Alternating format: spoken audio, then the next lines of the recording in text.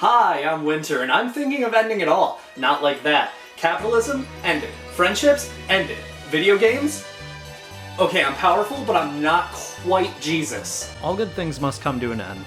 And so must all shitty things. This is true of books, movies, lives, and video games too. Ending a video game can be done in many ways. Back in the day, they just said, oh, you don't have enough of a life and you beat all of Pac-Man? Fuck you. The kill screen. It's found after the final level of an old game, a level designed to be impossible to get past.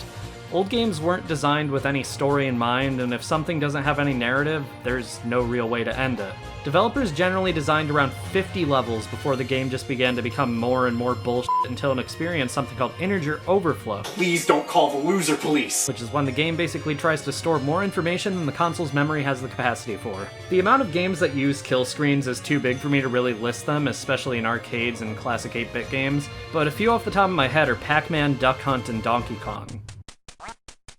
Someone drugged the f***ing ducks! But as games progressed, they started to become more and more cinematic and story-based. Take Super Mario Bros. For example. Go through all this bullshit, and after you beat Bowser for the final time, Peach says, haha, thanks, now fuck you, do it again. Cinematic might have been a bad word. Metroid has an iconic ending where Samus was actually a woman all along. This isn't a huge deal now, but at the time, most of the heroes in games were white dudes with guns, swords, or a drug addiction. Once 16-bit consoles started becoming the standard, we started seeing games with more meaningful stories, and obviously with them, endings. The Sonic games went crazy and had multiple different endings depending on how many Chaos Emeralds you collected. Meanwhile, Chrono Trigger saw that and said, ha, okay. Chrono Trigger has 12 different endings, 13 if you count the one added in the DS re-release.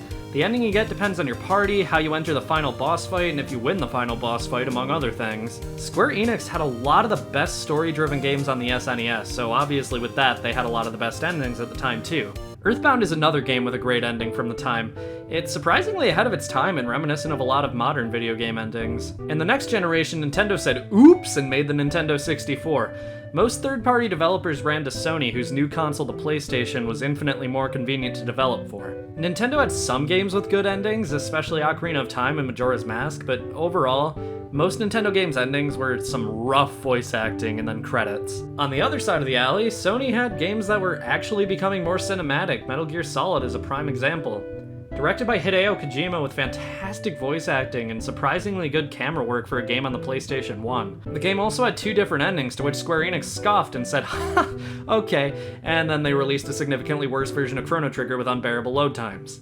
Oh, and Final Fantasy VII. What can I say about Final Fantasy VII that hasn't already been said?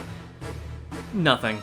It's one of the most iconic RPGs of all time, and I've never really been able to get into it. The setting isn't really my thing, and the writing is definitely 90s Square Enix writing. The next generation is where video game endings got really iconic though. You've got things like Luigi crying tears of joy after watching Mario be not dead at the end of Luigi's Mansion, Bowser's bathtub in Mario Sunshine, Shadow's supposed death at the end of Sonic Adventure 2, the ending of pretty much any major RPGs released at the time. And that pretty much brings us to now. Ever since the early 2000s, technology has just been powerful enough to fit a developer's vision. They haven't really changed much since then. But that doesn't mean I'm not going to talk about some of my favorites. The ending of Halo Reach. You've watched your entire squad die throughout the game, and now it's your turn. But you don't die in a cutscene. No, they make sure you're able to fight to the very end. You get dropped off with only one objective: survive. You're on your own. You have to fend off all the enemies with only one catch. It's impossible. No matter what, you die here, and there's nothing you can do to change that. To this day, Halo Reach and Halo 3 are the only FPS games I can ever remember beating, and Halo Reach's ending is stuck with me to this day as something incredibly powerful. Metal Gear Rising is the only Metal Gear game I've played through all the way, and I think that gives me the right to say, f*** this ending. Why would you end this game on a cliffhanger? This game has literally 0 chance of getting a sequel because of Konami being a little bit f***y, and now I'm stuck here trying to figure out what is going on. Could I figure out what's happening by playing more Metal Gear games? Well, maybe, but I sure as hell don't want to play them to find out. I'm a big fan of games that give you the option to choose the evil side at the end and don't treat that separate ending as a bad ending, but more as an alternate canon. The HD version of Star Wars The Force Unleashed does this by giving you 2 additional DLC levels where you play as an evil Star Killer, allowing you to kill Boba Fett and Obi-Wan Kenobi and to turn Luke to the dark side. I genuinely think that's really cool and had a ton of potential that they didn't put to use. Mario Galaxy has a weirdly brain-fucky ending where everyone fucking dies, Rosalina's all big, and then all the creatures that originally lived in entirely different galaxies just live in the Mushroom Kingdom now, so aren't they all kinda screwed? wow, endings have changed a lot in games. They went from just saying fuck you to saying fuck you with a pretty bow on top. But there's one thing regarding video game endings that I'm kinda scared to say. Undertale has more endings than Chrono Trigger. No fucking way!